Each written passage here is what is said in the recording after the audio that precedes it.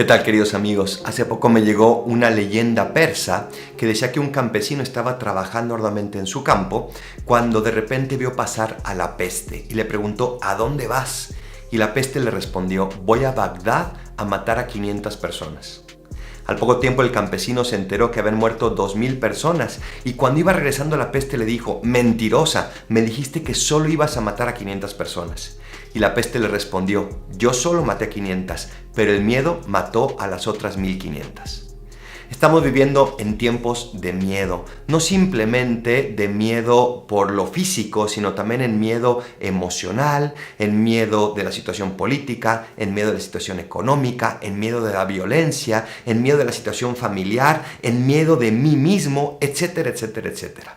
Y el miedo es un enemigo terrible que tenemos que saber afrontar y confrontar, porque si nos dejamos llevar por el simple miedo, entonces vamos a terminar haciendo cosas que no son adecuadas y que no se identifican tampoco con nuestra manera de pensar, de sentir y de desear que nuestra vida sea de esa manera. El miedo no debe ser lo que defina simplemente nuestras decisiones.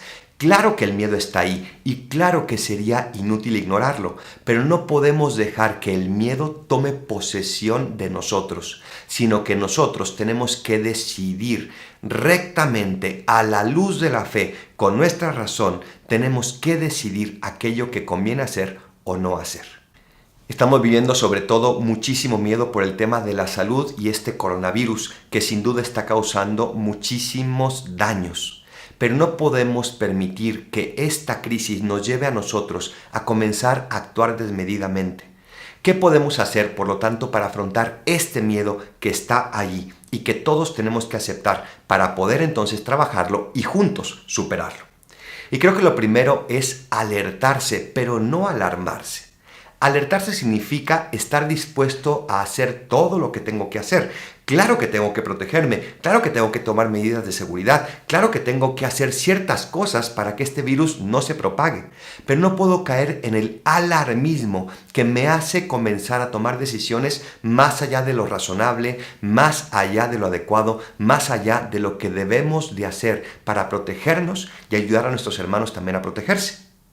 Y ahí está lo segundo, tenemos que hacer todo lo que está en nuestras manos, todo lo razonablemente posible, pero tampoco podemos ser más allá de lo que humanamente podemos. Nosotros tenemos que hacer todo lo que está en nuestras manos y el resto lo dejamos en manos de aquellos que lo tienen que hacer. Humanamente tengo que lavarme las manos, humanamente tengo que evitar estar con gente que esté enferma, humanamente tengo que, si yo estoy enfermo, que curarme antes de poder salir, humanamente tengo que visitar al doctor si es que yo siento ciertos síntomas, pero no podemos caer en esos alarmismos que nos hacen dejar de ser nosotros mismos, sino que tenemos que poner todo lo que las autoridades nos piden, todo aquello que los médicos nos piden, pero no más allá. Así pues, hagamos todo lo humanamente razonable, pero no más allá. Tercero, humanizarnos. Estamos teniendo una oportunidad hermosísima de percibir los sufrimientos que otros tienen, de percibir las angustias que otros experimentan. Estamos viviendo tiempos de hermosa solidaridad, donde ya nos dimos cuenta que no somos países divididos, sino que somos parte de lo mismo. Somos un mundo, no simplemente globalizado, sino un mundo de hermanos que podemos sufrir juntos y que podemos afrontar las crisis juntos. Humanicémonos dando compasión a aquel que lo necesita. Tal vez no está sufriendo una enfermedad, pero está pasando tal vez por un momento de desolación, un momento de tristeza, un momento de soledad.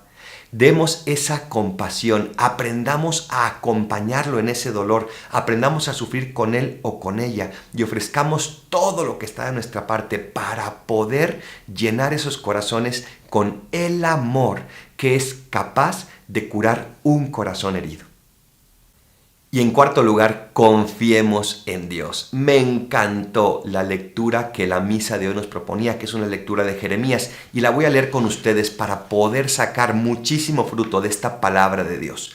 Dice el libro de Jeremías: esto dice el Señor: maldito el hombre que confía en el hombre, que en él pone su fuerza y aparta del Señor su corazón. Será como cardo en la estepa, que nunca disfrutará la lluvia. Vivirá en la aridez del desierto, en una tierra salobre e inhabitable. Bendito el hombre que confía en el Señor y en Él pone su esperanza. Será como un árbol plantado junto al agua, que hunde en la corriente sus raíces. Cuando llegue el calor no lo sentirá, y sus hojas se conservarán siempre verdes. En año de sequía no se marchitará ni dejará de dar frutos. Bendito el hombre que confía en Dios. Me encanta esta palabra de Dios, porque no dice que no va a haber sequías, no dice que no va a haber días de calor, pero dice que ese hombre que confía en Dios va a tomar su fuerza de Dios y no de las circunstancias externas, no del equilibrio, no de la salud, tampoco de la enfermedad, no de las muchas riquezas o de la mucha pobreza, sino de Dios. Y si vienen esos momentos de sequedad, Él sabrá sacar fuerzas y mantenerse verde porque está enraizado en Dios. El miedo solo se cura con confianza. Confiemos en Dios. Y repito, hagamos todo lo que está en nuestra parte, pero más allá de lo que podemos hacer, eso dejémoslo en manos de Dios y confiemos en que Él sabrá sacar grandes bienes y también sabrá solucionar los grandes males por los cuales estamos pasando. Dios está con nosotros, no le cerremos las puertas, es momento de acercarnos más a Él, es momento de rezar más, es momento de comulgar más, es momento de confesarnos, es momento de rezar el rosario en familia juntos, es momento de bendecir los alimentos, es momento de pedirle su protección. No cerremos nuestro corazón a Dios, confiemos y entonces nuestra vida será como ese árbol frondoso que siempre estará verde, aunque pase por años de sequía y días de muchísimo calor. Confiemos en Dios y Él nos dará todo lo que está necesitando nuestro corazón. Repito, a Dios rogando y con el mazo dando. Hagamos todo lo humanamente y razonablemente posible, pero el resto dejémoslo en manos de Dios. Termino contándoles una anécdota, una reflexión que hace Carlos Valles, un excelente misionero en la India. Y decía que las serpientes, para matar al pájaro, no lo agarraban en primer lugar desprevenido, sino que lo miraban con esa mirada de terror y el pájaro paralizado no se movía y entonces se convertía en presa fácil sobre la cual la serpiente sale y se lo come. El miedo nos puede paralizar, no lo permitamos. El miedo nos puede aislar, no lo permitamos. Aprendamos a comunicar el amor y aprendamos esa compasión y esa confianza que solo Dios nos puede regalar. Gracias por estar dispuestos a ser apóstoles de la confianza. Soy el Padre Adolfo, recen por mí, yo rezo por ustedes. Bendiciones.